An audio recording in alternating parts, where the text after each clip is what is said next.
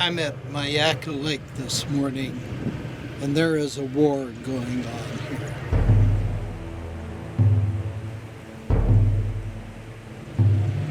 The sound you hear behind me are the infantry.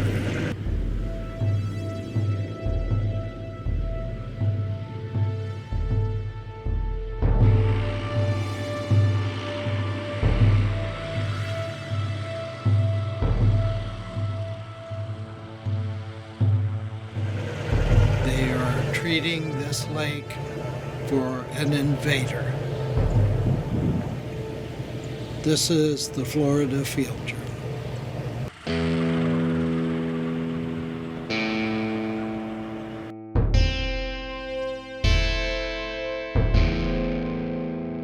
The invasion started innocently. A gift of beautiful water hyacinth flowers from the New Orleans World Fair in 1884.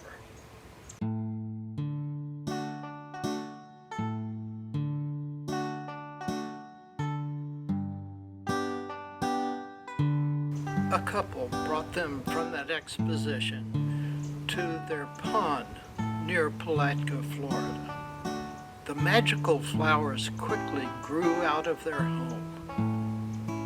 The proud gardeners thinned their plants and took the surplus to the nearby St. Johns River.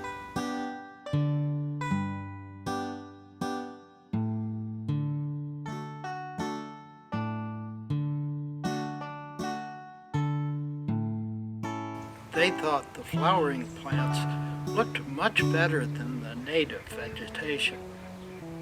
In less than 10 years, the river was clogged with water hyacinth. An enterprising cattleman introduced the plants to the Kissimmee River. He thought they'd provide food for his cattle. It turns out that the plants are mostly water, and the animals would starve if they had to rely on just those plants. Back at the St. Johns River, things went from bad to worse. At 310 miles long, this is Florida's longest river and is a vital recreational and commercial area. In the late 1800s, paddleboat steamers and fishermen relied on it as a source of income.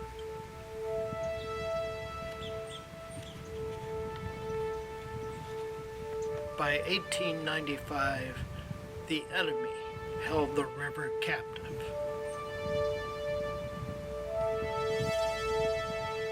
The people who depended on free-flowing water got word to the Secretary of War that this was a crisis.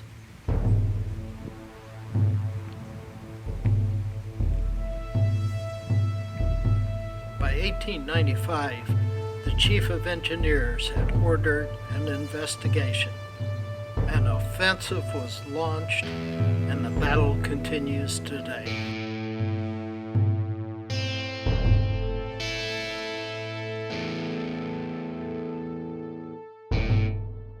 In this part of Florida, the Southwest Florida Water Management District is responsible for controlling many of the invasive plants that impact native ecosystems. How did the water hyacinths get here?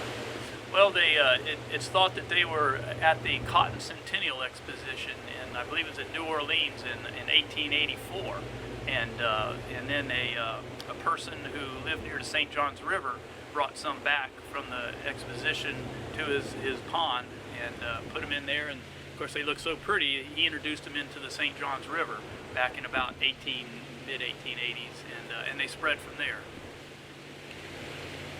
Sometimes we don't realize what we're doing with Mother Nature. Correct, yeah. So they're native to South America? South America, yes, they're originally from South America. I'd like to talk about methods of controlling water hyacinth. There's several methods of control, and but there's no silver bullet. There's probably 4 or 5 different methods. There's physical removal, actually removing them by hand, and obviously that might work in a small scale situation, but not on a large 1,000-acre lake like Upper Myakka Lake or other large systems. There's just too many plants. And we have some we call cultural control.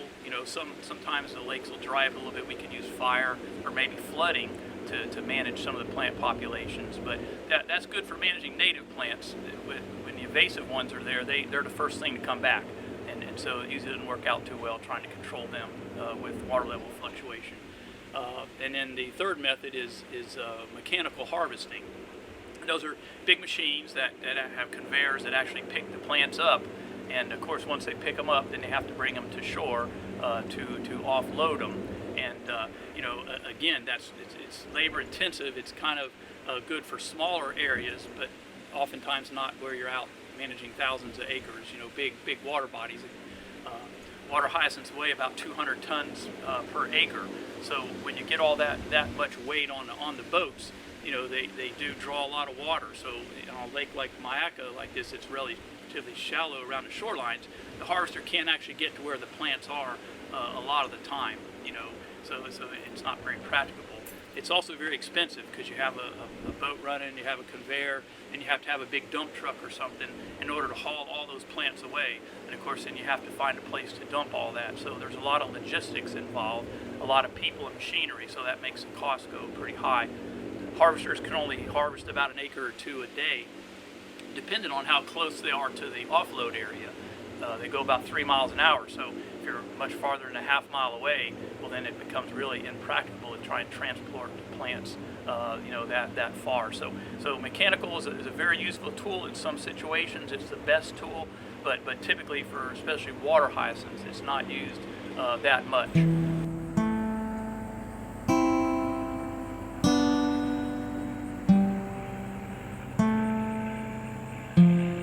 Another method is biological control. Most of the invasive plants like water hyacinths were brought in from another country, but all the pests and diseases and things that controlled their growth there weren't brought over here, so the plants have a free ride.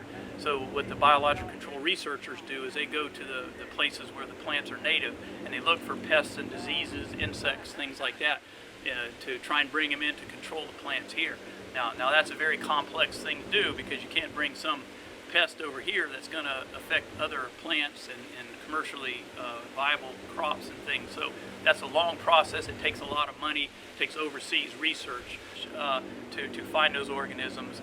There are several species now that have been released. Some of them haven't established. Some of them have, and so they do help on some of the plants. And it also includes grass carp, which is a fish, an Asian fish, and which is very effective on hydrilla.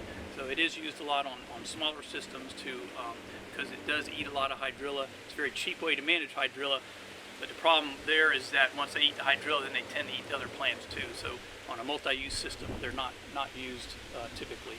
And then of course the last method is herbicide control, and probably the vast majority of invasive plant control, aquatic plant control in Florida is done with herbicides. They are cost effective. You can treat a lot of plants in a day, so that's the way a lot of plants are managed. Just because it's really the only feasible way to do it on a lot of these large systems, especially with the plants expanding and growing so fast. A lot of the other methods just can't keep up with the amount of growth. Water hyacinths double their populations every 14 days, so they can be a real problem.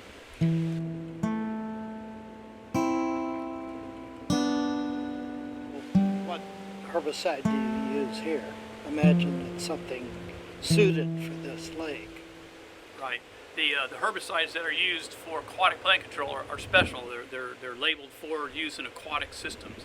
That means they've undergone additional testing to make sure that they don't harm the fish and wildlife that obviously occurs in our lakes and rivers and things like that.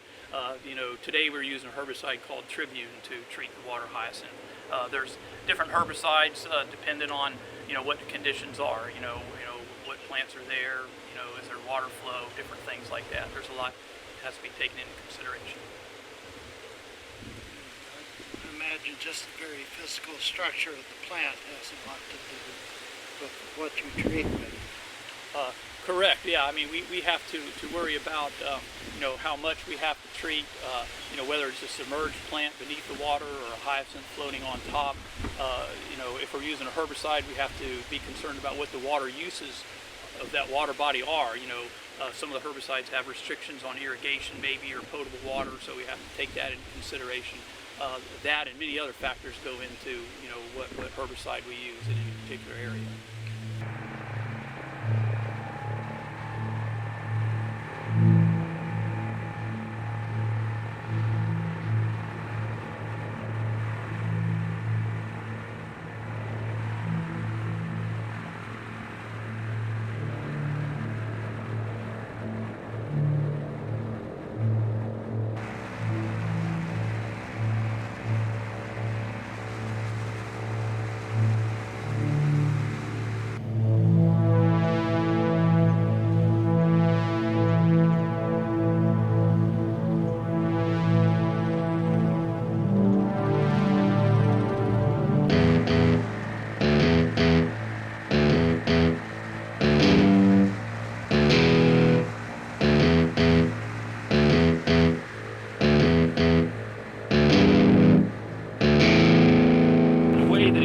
Water hyacinth and lettuce is because a hyacinth is a floating plant, so when we spray that, it gets on the whole plant. It kills the growing point and everything, so it's pretty deadly on that.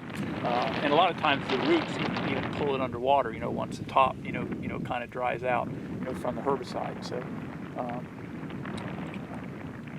that's why it's selective as far as killing these and not other things.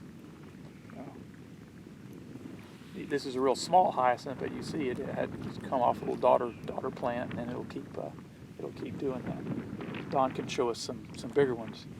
Decades ago, they would wait till a lake was just totally unusable and covered, and then they would come in with the airplane and they would spray it, and that's not good because you do kill a lot of plants, and a lot of that goes to the bottom.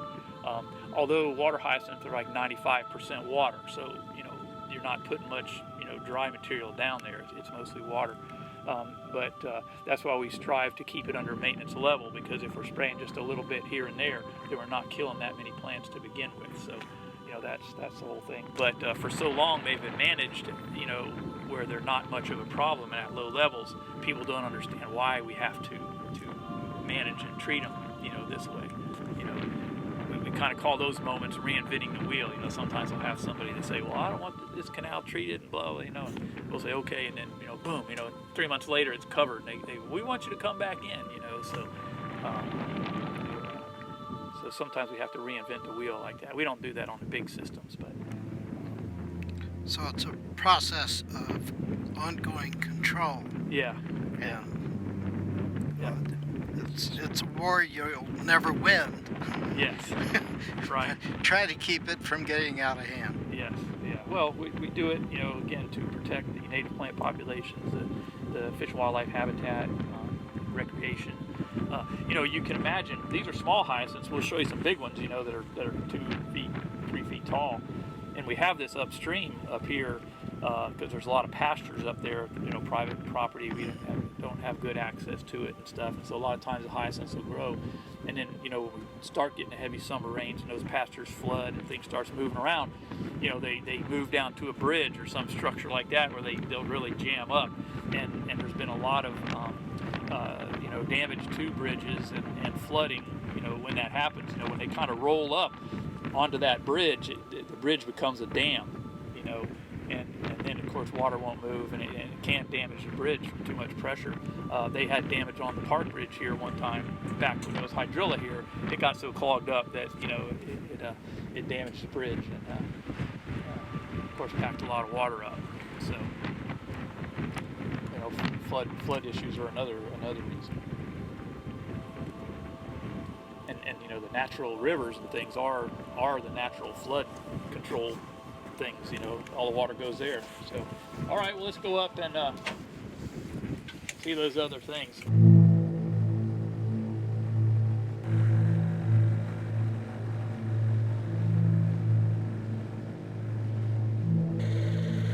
they're a little older.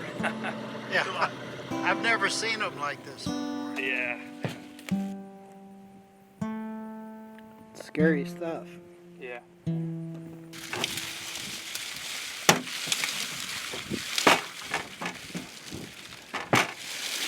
But these are how big they can get. They get pretty big. So.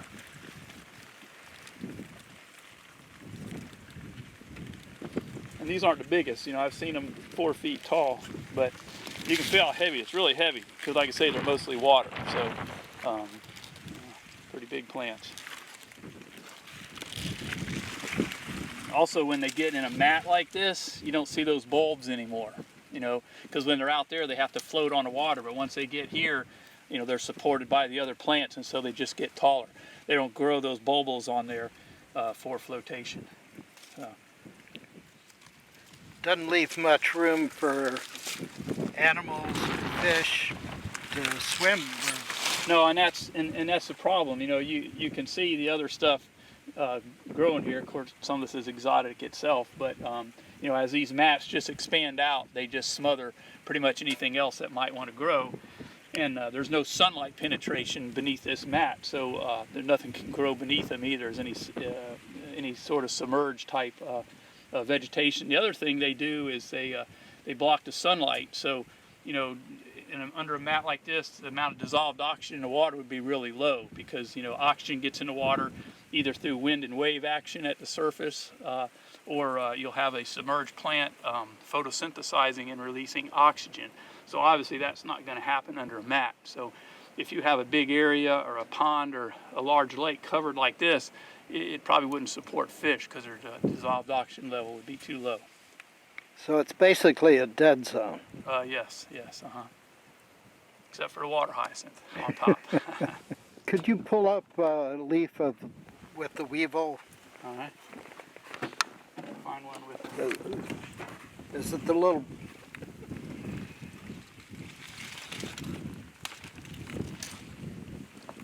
You want it in the sun or in the shade? In the sun. Okay.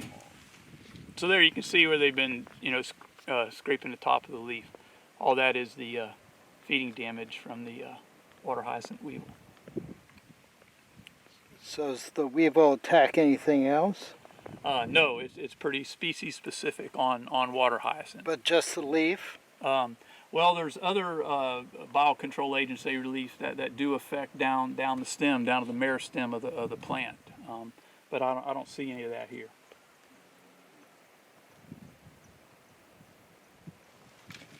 Pretty complex. Yeah.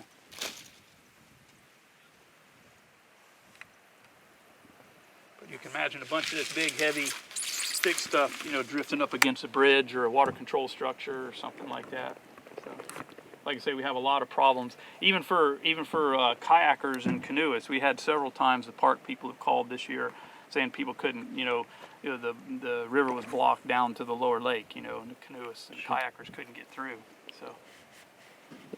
Migratory birds that are coming down here too, needing to feed. Yeah. This eliminates that. Yeah, and that's the thing with a lot of the invasive plants. Our waterfowl and our animals, they don't feed on it and they don't eat it because it hasn't been here that long, 100 years or so. So they, so it replaces valuable habitat with this, which they can't use. So. It does affect waterfowl habitat and fish habitat as well. If this was left unmanaged forever, would this eventually just become ground? Would it fill in with debris and eventually? That's a good question. Lakes age just like we do. And one thing that they do is having a lot of nutrients, eutrophication or nutrient pollution increases that because the more production you have, the more living things grow and die, the more stuff falls to the bottom. Now there's microbes and stuff that reduce that, but it can get overwhelming. But research at University of Florida has shown with water hyacinth that they actually make more dead material if we just left these here unmanaged, because they do grow. It's a tropical plant, so you can probably see on some of these, you have new leaves coming out, and you have old leaves that are dying back, and the roots slough off too. So the whole time they're growing, they're making new leaves, old stuff's falling in, going down. And so what their research showed, and also if you get cold weather, like a freeze, it can actually kill back most of the plant, except for the the very the bottom here, and it'll regrow. But all that goes to the bottom. So the research at the University of Florida showed that they produce about 3 times as much sediment, not spraying them, as it did if you sprayed them and kept them at a maintenance level. So that's pretty interesting.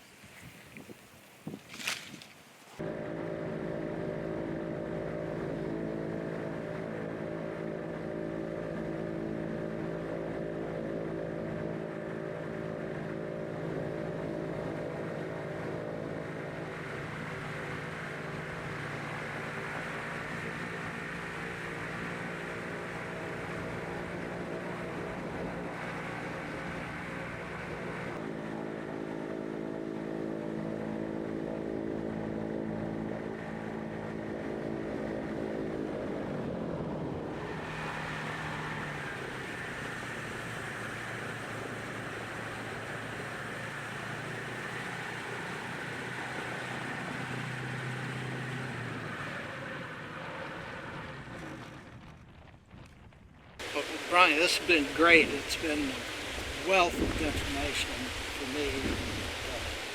I've learned a lot. And I think people watching this will learn a lot too. Okay, I hope so.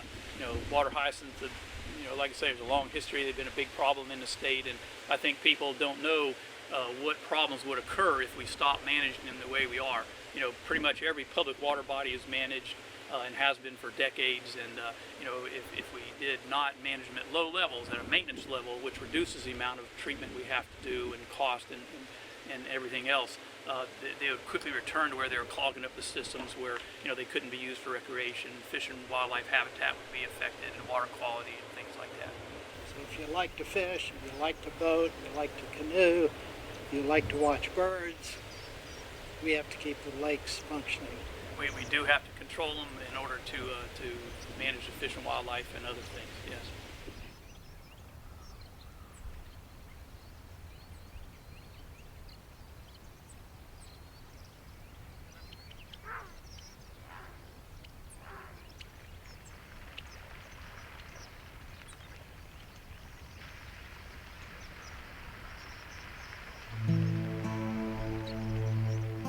It is up to us to learn about non-native invasive plants and the threat they pose to our amazing state.